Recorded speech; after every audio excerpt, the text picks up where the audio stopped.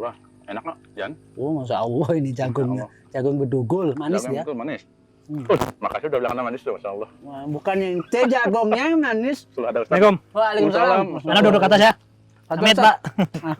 Betul. Mantap ya.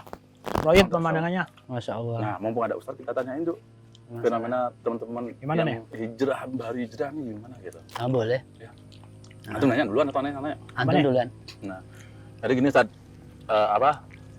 fenomena yang hijrah itu, mereka semangat berhijrah, semangat untuk ilmu, tapi kenyataannya mereka semua kita diambil ilmunya. Ustaz ini diambil, semua diambil. Nah itu bagaimana kita menyikapin? Artinya untuk orang yang berhijrah, ada nasihat tersendiri nggak untuk orang yang berhijrah? Untuk orang-orang yang pertama kali mulai masuk pengajian nih, gimana kok semuanya pada diterima ya? Kita itu sebenarnya dalam hal ini ya, sebenarnya ada unsur kebingungan untuk orang yang baru memulai ya. Karena dihadapkan pada dua hal. Kita kan harus mengambil ilmu dari siapa. Kita harus melihat dari siapa kita mengambil ilmu. Gak sembarang kita ngambil ilmu.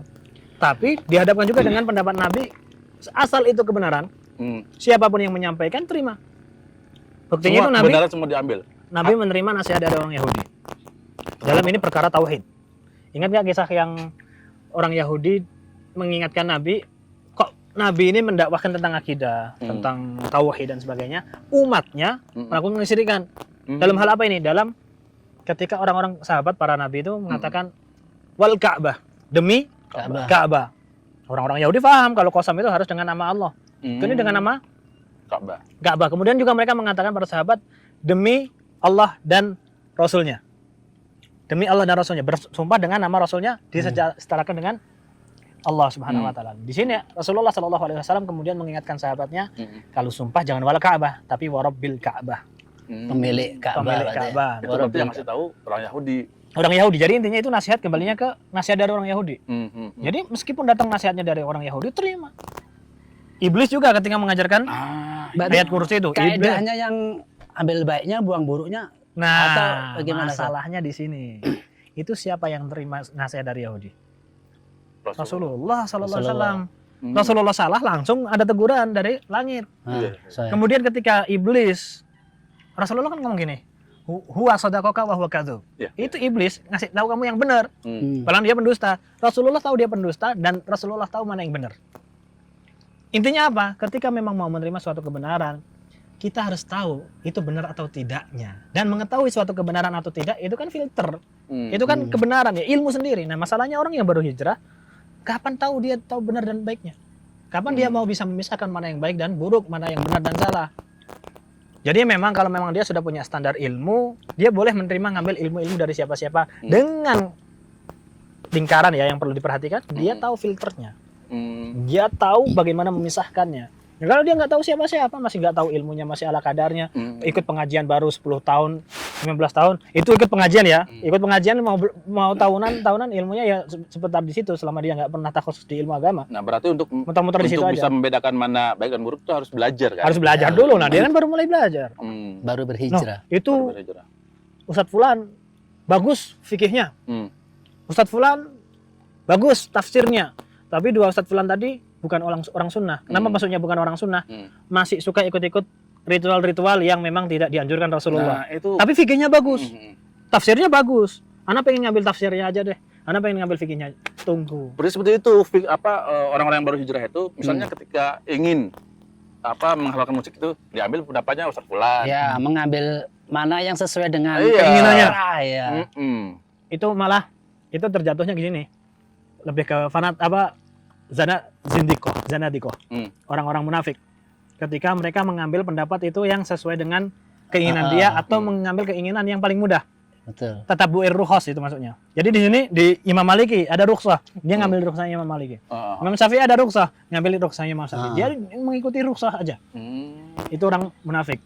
Zindik ya? Kembali yang tadi itu yang bagaimana dengan Ustadz itu gimana dong? Anak pengen ngambil fikihnya aja, pengen ngambil tafsirnya aja.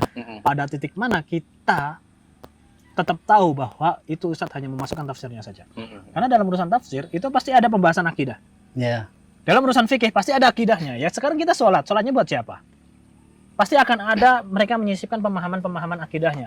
Nah, kalau seandainya akidahnya rusak, kita nggak tahu kapan dia memasukkan pemahaman yang salah. Ya, Afwan Ustaz, kebingungannya orang-orang ini seperti ini Ustaz. Misal Anda ini baru hijrah. Anda mau hijrah, bismillah, ya kan? Modalnya udah niat bismillah. Tapi ketika mau memilih Ustadz nih, bagaimana barometernya? Ustadz ini lurus, Ustadz ini benar, atau bagaimana Ustadz? Ini yang kadang bikin bingung, akhirnya Pertama kali, subhat, gitu. Yang pertama kali ya minta doa ya kepada Allah ya. Karena Allah pasti akan memberikan kepada orang yang jujur. Kalau memang dia mencari kebenaran, pasti akan dihadapkan kepada kebenaran. Kedua, kenapa Anda mengatakan demikian? Karena memang membingungkan kan. Ya. Untuk memisahkan itu kan harus ada ilmu. Masalahnya dia belum punya ilmu, baru mulai belajar. Intinya adalah cari ustadz yang kalau ditanya jawabnya dengan pendapat para salaf. Dengan Al-Quran, hadis, dan pendapat ulama. Qala wa qala Rasul. Dan hindari para dai-dai yang ketika ditanya tentang hukum, dia langsung nyerocos jadwal ini hukumnya ini hukumnya ini, hukumnya ini. Kecuali kalau memang orang ini memang terkenal ketika dia mengambil istinbat, dia seorang mufti, seorang yang punya fatwa. Ketika memberikan fatwa, kecuali memang dia kembali kepada dalil ya. Seperti para masyayikh mufti itu, kalau mereka setiap kali menjawab harus menukil dalilnya, nggak cukup waktunya. Karena rentan waktu fatwa itu kan sempit banget ya. Baru mereka nanti akan menukil fatwanya ketika di tulisan atau di mana gitu. Tapi kalau orang-orang yang bukan mufti, bukan ya, memang terkenal dai gitu aja. Tiba-tiba ditanya tentang ini, kemudian asal main nyerocos jawab aja. Apalagi orang yang mengatakan menurut pendapat saya, wah itu hindari jauh-jauh. Atau ya coba ketika dia menukilkan hadis, kadang-kadang hadisnya nggak nyambung, hadisnya sudah lama, atau hadis ini untuk siapa itu nggak nyambung, itu ya kita harus hindari. Bagaimana caranya ya? Insya Allah semakin belajar kita akan semakin tahu ya. Mudah-mudahan istiqomah lah kalau untuk awal-awalnya. Ya kita berdoa mudah-mudahan kita tetap niat yang penting di tengah jalan sunnah. Amin. Jazakallah khairan nasihatnya, barakallahu fiik. Itu Jal. Ya. Udah habis nih. Lanjut lah. Jagungnya Zen nih. Masya Allah.